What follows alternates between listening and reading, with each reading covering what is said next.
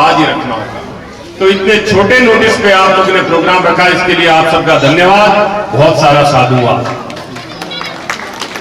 मैं नमन करना चाहूंगा कोरिया के शहीद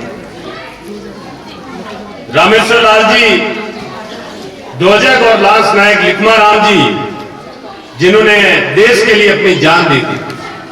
और इन्होंने जब जान दी, शहीदी प्राप्त की, तो इस शहीदी में सिर्फ नाम खरवालिया का नहीं होता है, नाम पूरे के पूरे क्षेत्र का होता है। मैं मंडूकरा का रहने वाला हूं, आपके गांव के पास का, तो मैं जब भी जाऊं मुझे भी गौरवान्वित महसूस होता है कि मेरे पड़ोस के गांव का एक फौजी भाई, दो फौजी भाई जिन्होंने अपनी जान अपने देश के लिए दी। तो मैं नमन करना चाहूंगा आप सबकी तरफ से दोनों के दोनों शहीदों को। 43,40,40,000 रुपए की लागत से ये बने। इसके अलावा मेरे विधायक बनने के बाद आपके यहां एक पशु चिकित्सा केंद्र सैंक्शन हो गया, 132 का एक जीएसएस, जो कि पूरे के पूरे राजस्थान में 5 सैंक्शन हुए, उनमें से एक खरवालिया में सैंक्शन हुआ।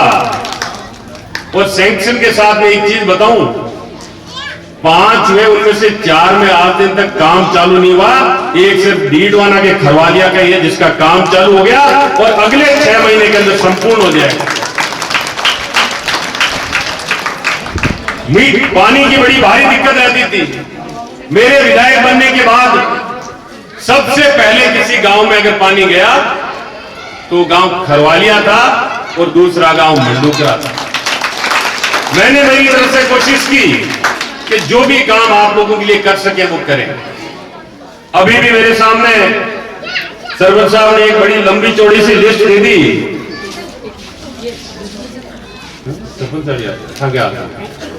आप लोगों से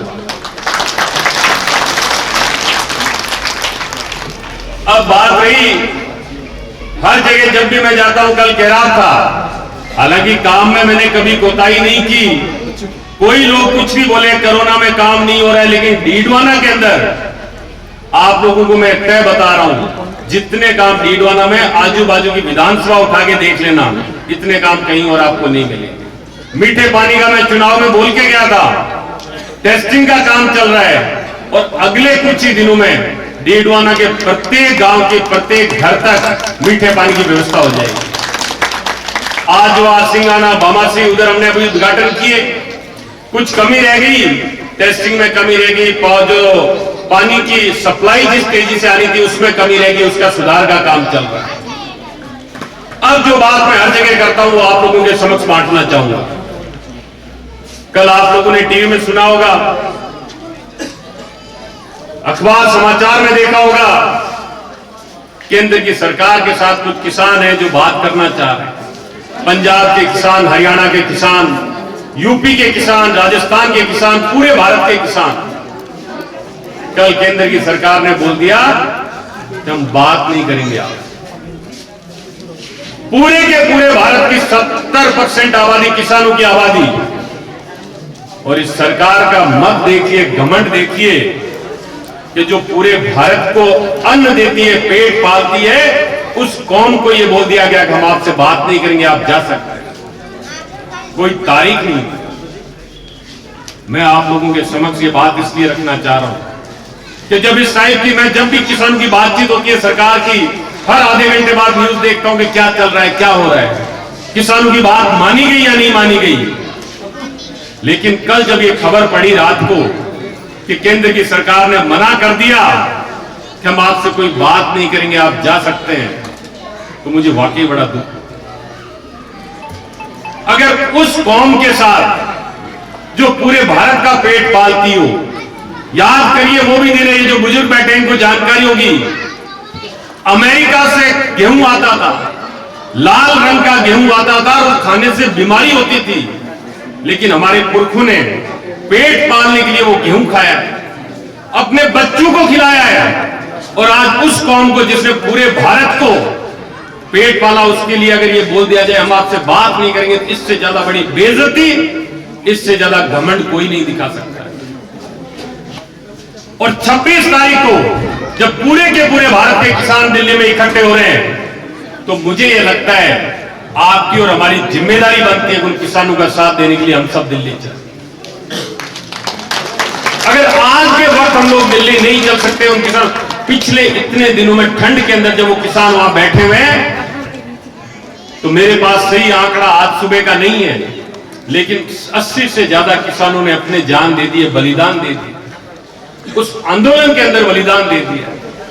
तो अब अगर हम उनका साथ नहीं देते, वहां नहीं जाते, हम लोग एक दिन जाके आए थे बॉर्डर पे, आज उस आंदोलन को ताकत देने की, शक्ति देने की बड़ी भारी जरूरत है, महती जरूरत है। तो मैं आप लोगों से निवेदन करना चाहूंगा कि कल सुबह, क्योंकि मैं परसों दिल्ली जाके आया, सारे के सारे बॉर्डर पे ट्रक खड़े कर दिए गए, आड़े तिरछे, ताकि किसान दिल्ली नहीं पहुंचे, उसको दिल्ली से बाहर रोक दिया जाए। हरियाणा की पुलिस खड़ी है। तो कल ही हम लोग यहां से कूच करें, जिसको जो रास्ता साधन मिले उससे दिल्ली जाए और उन किसानों को ताकत दे, संबल दे कि आपकी इस टाइप की कोई प्रकार की दादागिरी कहीं चलती होगी, किसानों पे नहीं चलती। और आज के वक्त अगर हम ये नहीं कर पाए, तो जिस जमीन के लिए हमारे पुरखे लड़के गए थे, बहुत सारे लोगों को याद होगा, जमीनी का हक मिला, और जमीनी का हक मिलने के बाद भी पेट पालने के लिए किसानों को माड़ में जाना पड़ा, खेती बराबर नहीं होती, बिजली नहीं, हजार प्रकार की समस्या आई, लेकिन आज ही खेती हूं, आज ही धरती हूं, आप अनाज पैदा करा और खुद के खेत का मालिक बनेगा। और अगर एक है कानून तीनों पास होगा, तो कोई विचारधारा में विश्वास रख, तो लोग यकीन मान लीजिए, खुद के खेत में किसान खुद मजदूर बन रहे थे। एफसीआई का बजट हुआ करता था 1070 करोड़ रुपए पिछले साल, इस बार वो बजट आधा कर दिया गया है एफसीआई के बजट का मतलब। और आवारे 2 साल में एक पीसो नहीं रहे लोग के जगह टोकन वो अपन आपको अनाज भेजता ना मंडी के माए, वो बिल्कुल खत्म हो जाए, वो खत्म हो तो भी कोई नतीजो आवे लो कि जगह राशन की दुकान पर गरीब आदमी ने 2 रुपया किलो गेहूं, दाल, चीनी, चावल मिलतो, वो बंद हो जाए। याद है आज 2 साल पहले बात कही गई कि गैस की सब्सिडी खत्म कर दियो, गरीब आदमी ने मुफ्त में गैस कनेक्शन देवाला, सिलेंडर देवाला, चूल्हो देवाला। आज कोई सब्सिडी नहीं। मैं राजी हूं कि मैं अगर सब्सिडी पासी देऊं गैस की तो गरीब आदमी ने मिली, आज नहीं तो मन सब्सिडी मिल रही है, नहीं भी गरीब आदमी ने सब्सिडी मिल रही है, 1000 रुपया को सिलेंडर मिल रही है प्रत्येक आदमी। आज की स्थिति के मायू मिली, आपने यहां बात करेला कि जगह 2 रुपया किलो थे गेहूं खरीदो, थाके खाते में मैं 15 रुपया सीधा डलवा दिया, और भी के बाद में साल 15 रुपया साल भर दे, और आखिर में पीछे देना खाते में आना बंद। और नियत है सरकार आज के दिन अगर आप बट नहीं चाल सका, मजबूती में लड़ाई नहीं लड़ सका, तो झका अपना पुरखा लड़ाई लड़ी जमीन की खातर, जमीन के हक की खातर भी लड़ाई ने आप अटार आज जिंदा रह बिल्कुल फेल कर दिया। आपने हमारी पीढ़ी आगे वाली की मां का पुरखा कमजोर है, बाकी पगा के मां जोर नहीं, बाकी कमजोरी, बाकी मायूसी, बाको सांस नहीं हुआ की वजह आज मैं मां के खेत के मां मजदूर बन रहा है। अब बार मैं वो गेट पर हो जरा गाना चला, मेरा रंग दे बसंती चोला, वो लोग चले गए जिन्होंने लड़ाई लड़ी। अंग्रेजों के टाइम में यही हालात थे। भगत सिंह ने इसलिए लड़ाई लड़ी, इसलिए वो फांसी पे झूल के चला गए कि उनको ये लगता था कि हमारी आने वाली पीढ़ी खुशहाल रहेगी, हमारे बच्चे खुशहाल रहेंगे। और आज अगर हम सिर्फ इस वहम में रह जाए कि जी मैं बीजेपी को वोट देता हूं, मैं फला पार्टी को वोट देता हूं।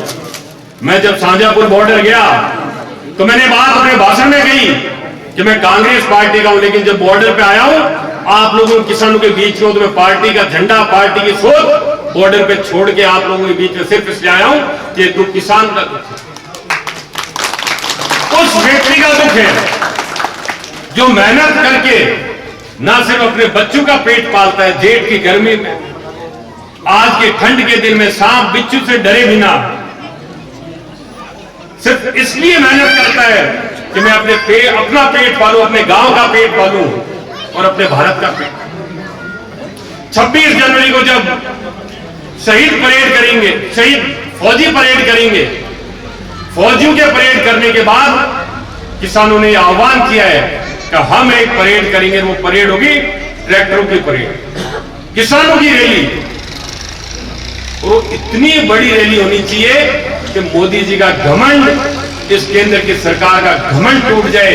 ये विकास होते रहेंगे, लेकिन इसमें अगर पीछे रह गए तो यकीन मानिए इतना बड़ा नुकसान आने वाली पीढ़ी और अभी मौजूदा पीढ़ी का हो जाएगा कि यार आप और हम लोग सोच नहीं सकते। ये तय कर देना है कि शास्त्री जी का जो नारा था, जय जवान जय किसान, कि जवान अपनी ताकत उस दिन परेड में दिखाएगा, उसके बाद किसान अपनी ताकत दिखाएगा और हमारे हक जो है हम लेके मानेंगे। इसके लिए चाहे कितना बड़ा आंदोलन हो। उन्होंने तो बोल दिया जो दिल्ली में बैठे किसान कि हम तो 2024 की तैयारी करते हैं। उनके साथ खड़े हो जाएं तो कहीं ना कहीं इस आहुति में, इस यज्ञ के अंदर हम लोग ये अपनी तरफ से जो योगदान कर सकेंगे वो बड़ा भारी महत्वपूर्ण योगदान होगा। 1 लाख ट्रैक्टर से ज्यादा दिल्ली में पड़े और 5 लाख ट्रैक्टर लेके जाने, 4 लाख की कमी है अभी भी। तो मैं आप लोगों से निवेदन करूंगा, कल सुबह कोई आह्वान, कोई कहने की जरूरत नहीं पड़नी चाहिए, कोई डरने की जरूरत नहीं है। बहुत सारे लोग मुझे बोलते हैं साहब जावा कटेगी, पंगो नहीं ऊंचे, पंगो तो एक कानून लागू कर दिए ऊंचे लोग, लेकिन कमजोरी लाने की जरूरत नहीं है। आप लोगों को सबको बिना किसी के कहे, बिना किसी की सुने सबको तैयार होना है। और अभी मैं बता रहा हूं ट्रैक्टर 5 लाख हो जाएंगे। आप लोग यहां से चले तो कोशिश करें पिकअप लेके चले। अभी मेरे पास फोन आया था रास्ते में, बहादुर साहब पीढ़ी बंगा हूं, 5000 किसान बॉर्डर पहुंचा है, बड़ी भारी तादाद है, मत ही बिना किया चल रही है। तो आपा ने भी पिकअप भी कमाई, टेंट का की घासो रजाई, ठंड को टाइम है, बट ठंड ज्यादा है ले और 10 बजे कूच करनो है। 25 तारीख का 3 बजे आता है सगड़ा दिल्ली के माए और 26 तारीख का किसाना की परेड के माए। हिस्सेदार बनना है, ज्यादा हो ज्यादा ताकत के साथ हिस्सेदार बनना है। एक बार नारो चला गया अगर किसानों को कि लड़ेंगे और जीतेंगे, तो लड़ाना तो जीताना, बैठ रही तो कोई नहीं जीते। ये वास्ते एक बार बात चाहूं आप लोगों ने ढेर सारो धन्यवाद, साधुवाद। एक उम्मीद के सागे, एक प्रार्थना के सागे कि आप सब लोग 24 तारीख काल के दिन अठाऊ मूव करोला चालोला और 26 तारीख ने दिल्ली के बाद मिलाना, किसाना के सागे मिलाना, जगह आपने हक की खातिर बट लार ले 80 दिन के लगभग दिल्ली ठंड के माए बैठा है। आप लोग स्वागत करो विवाद से, बहुत बहुत धन्यवाद, साधुवाद। और उम्मीद ऊपर ले मालिक को प्रार्थना करूं आप लोग सब खुश रहो, खूब सारी तरक्की करो, आपके परिवार में शांति रहे। राम राम साहब।